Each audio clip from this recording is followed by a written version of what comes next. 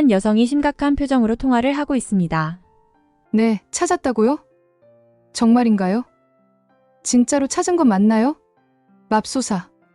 연신 무언가를 확인하면서 거듭해서 묻더니 급기야 폭포수 같은 눈물을 쏟아냅니다. 과연 이 여성에게는 어떤 사연이 있는 걸까요? 오늘은 해외 커뮤니티 레딧과 미국 교민 커뮤니티에 올라온 앨리슨 씨의 사연을 재구성한 내용입니다. 구독과 좋아요는 영상 제작에 큰 힘이 됩니다. 안녕하세요. 저는 미국 캘리포니아에 거주하는 앨리슨 크리스티아나입니다. 저는 충북 음성에서 태어났지만 3살 때 미국으로 입양되었죠. 부모님은 제가 2살 때 갑작스러운 교통사고로 두 분 모두 돌아가셨습니다. 저는 할머니 손에서 자랐지만 경제적 형편이 어려워 할머니도 저를 키울 수 없어 미국으로 입양을 보냈습니다. 저희 양부모님은 감사한 분들이지만 경제적으로 넉넉지 않았기에 항상 바쁘셨고 일상에 여유가 없으셨습니다. 그랬기에 세심한 케어를 받을 수 없었고 저희 고민이나 어려움을 말하기도 힘들었죠. 그래서 학창시절도 순탄치만은 않았습니다. 누가 봐도 동양인 외모의 저는 말하지 않아도 입양하라는 소문이 곧 교내에 퍼지게 되고 부모가 버린 동양애라는 조롱과 야유를 받아가며 학교에서 집단 따돌림을 당한 적이 많았습니다. 학교 생활에서 눈에 띄게 잘하는 것도 없었기에 대부분의 아이들에게 무시를 당하곤 했습니다. 외향적이지 못했던 저는 항상 외로웠습니다. 15살 때였던가 한 번은 동네에 사는 저보다 어린 아이가 제가 키도 작고 왜소하니까 저를 못난이 버림받은 애라고 조롱하면서 돌을 던졌습니다. 종종 있었던 일이기에 잠깐만 참으면 된다 생각하고 얼굴을 가리고 쭈그리고 앉아 울고 있었습니다. 그런데 지나가던 동양인 남성 여행객이 쭈그려 울고 있는 저를 보더니 그 아이를 제지하더군요. 그러면서 그 아이한테 이런저런 훈계를 하더라고요. 그러니 그 아이 부모가 나와서 역정을 내는데 그 동양인이 상황 설명을 하며 그 아이의 부모가 제게 사과할 수 있게 해주었습니다. 그 아이의 부모는 저녁에 저희 집에 따로 찾아와서 사과를 한 번 더 하고 갔습니다. 저희 부모님은 얼떨결에 사과는 받았지만 제 생활에 관심이 없으셨기에 그 부분에 대해 어떻게 된 일인지 따로 묻지 않으셨습니다.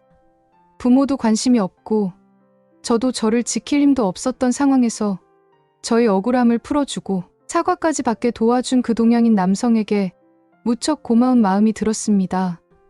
나중에 부모님께서 그 사람도 한국 사람이던데 아는 사람이냐고 제게 물어보시더군요. 저는 그 남성이 한국 사람이었다는 것을 알고 나니 갑자기 마음에 뜨거운 무언가가 올라오는 느낌이 들면서 주체할 수 없는 울음이 쏟아졌습니다. 한국에 대해서도 다시 생각나게 했지요. 아, 나도 한국에서 태어난 한국인인데 그렇지만 어릴 적부터 황인종의 동양인이라는 이유로 괴롭힘을 많이 당했기에 한국에 대해 무언가를 따로 알아보거나 그럴 생각은 하지 못했습니다. 오히려 한국 말고 다른 어떤 나라 사람이라고 말해야 덜 무시를 당할까 라는 생각을 한 적이 많았기에 한국에 대해 궁금하지는 않았습니다. 그랬기에 그 일이 있고 난 뒤에도 한동안 한국에 대해 잊고 살았죠. 어릴 적부터 혼자 놀았던 저는 일상의 모든 것을 사진으로 남기는 것을 좋아했습니다. 사진은 제 스스로 제가 어떻게 살아왔는지를 남기는 기록이기도 했고 추억이기도 했고 놀이이기도 했지요. 그랬기에 저는 수많은 자료로 쌓인 사진들로 예술대학에 들어가 사진을 전공하고 많은 사람들과 부딪히지 않고 제가 좋아하는 활동을 할 수 있는 사진작가가 되었습니다. 그렇게 저는 미국에서 사진작가로 활동하며 독립하여 행복하게 살았습니다. 하지만 항상 마음 한켠에는 짙은 외로움이 있었고 제 뿌리인 한국에 대한 그리움이 자리 잡고 있었지만 한동안은 깨닫지 못하고 있었습니다. 가끔씩 짙은 외로움이 저를 사로잡는 날이면 제가 자라는 동안 제게 유일하게 힘을 주었던 그 한국 남성의 사진을 보면서 힘을 내곤 했습니다. 독립 후 얼마 안 되어 양아버지께서 돌아가시면서 양어머니와의 사이가 더욱 서먹해지면서 가족과 함께하는 일상은 거의 없었죠. 연말이나 추수감사절에 주변 사람들이 가족들과 따뜻한 시간을 보내는 것을 볼 때마다 눈물이 맺히는 저를 보면서 제가 한국에 있는 제 뿌리인 가족에 대한 그리움이 있다는 것을 깨닫게 되었습니다. 그래서 2008년부터 제 뿌리인 한국 가족 찾는 것을 시작했습니다. 그렇지만 어디서부터 시작해야 할지도 막막했고 제가 알고 있었던 정보가 거의 없었기에 쉽지 않았습니다. 휴가 때 입양 기록을 바탕으로 가족을 찾기 위해 한국을 2차례나 방문했지만 정보가 부족해 가족 찾기에 큰 어려움을 겪었습니다. 2번 모두 어떤 소득도 없이 돌아왔죠. 그러다 한인 입양인들 커뮤니티에서 입양인의 뿌리 찾기를 돕는 단체 베넷을 알게 되어 2019년에는 베넷에도 도움을 요청했지만 별다른 진전은 없었습니다. 그러던 중 올해 8월 3번째 한국 방문을 앞두고 제가 입양된 연고지인 청주시에서 도움을 주겠다는 연락을 받았습니다. 청주시 아동보육과 직원들은 고맙게도 저희 입양 기록을 바탕으로 충북희망원 입소 날짜 등을 고려해 자료를 여러 방향으로 수소문해 주었습니다. 그러다 저희 이름이 적힌 충북희망원 위탁보호일회소가 발견되었습니다. 그 위탁보호일회소에는 저희 고향 주소와 이름이 있었고 그 주소로 가서 해당 마을의 이장에게 확인한 결과 저희 정확한 신원을 알 수 있었던 것입니다. 정말 기적 같은 일이었죠. 아, 그토록 알고 싶었던 내 뿌리를 마흔이 돼서 알게 되다니. 입양인들 사이에서 가족을 찾는 것은 모두 희망하는 일이지만 로또보다 어려운 기적이라고 불리고 있었기에 저는 정말 하늘에서 기적을 내려준 것 같은 기분이었습니다. 그리고 또 놀라운 소식도 알게 되었죠. 지금까지 저는 입양 기록에 적혀있는 이자영을 제 이름인 줄 알고 평생 살아왔습니다. 그런데 부모님께서 지어준 이름은 조원님이라는 겁니다. 맙소사, 40년 만에 내 성과 이름을 알게 되다니 뭔가 신기한 경험을 한 것 같고 마치 내 전생을 알게 된 것 같은 이상한 기분이 들었습니다. 이름까지 알고 나니 더욱더 친가족을 찾고 싶은 마음이 간절해졌습니다. 애석하게도 청주시에서 저희 가족 사항을 확인하던 중 할머니께서는 2014년에 세상을 떠나셨다고 알려주었습니다. 그런데 제게 혈육이 한 명 더 있다는 거였습니다. 어떤 기억도 없었기에 정말 놀랐죠. 그 유일한 저희 혈육은 오빠였습니다. 10살 터울이 나는 오빠가 있었다는 것이 정말 놀라웠습니다. 제가 원한다면 청주시에서 저와 오빠가 만날 수 있도록 해주겠다는 기쁜 소식을 전해주었습니다.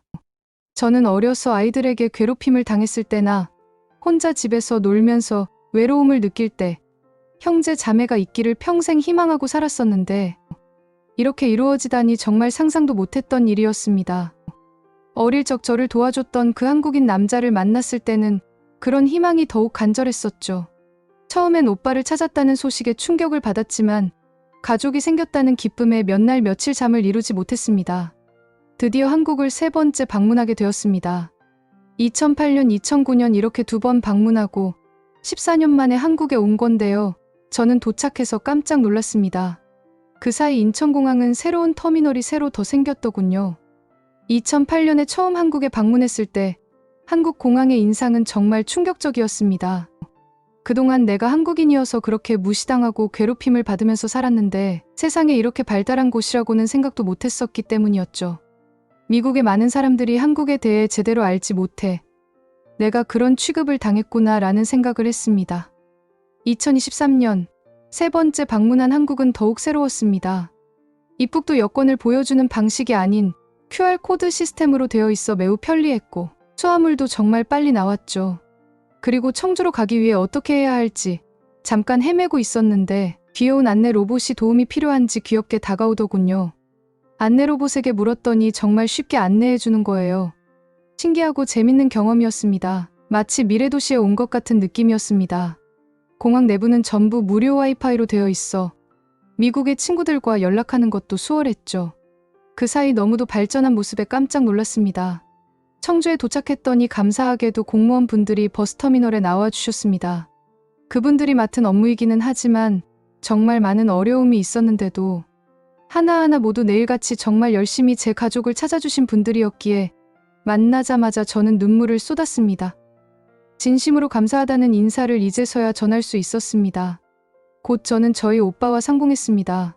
정말 선한 인상을 지닌 분이었습니다.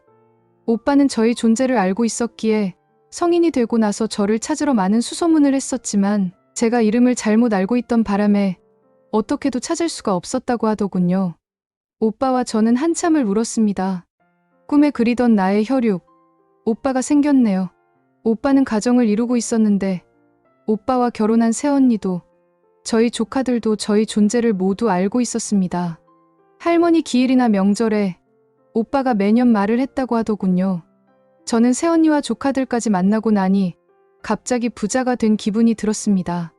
가족들 모두 저를 따뜻하게 맞아주어 정말 행복했습니다.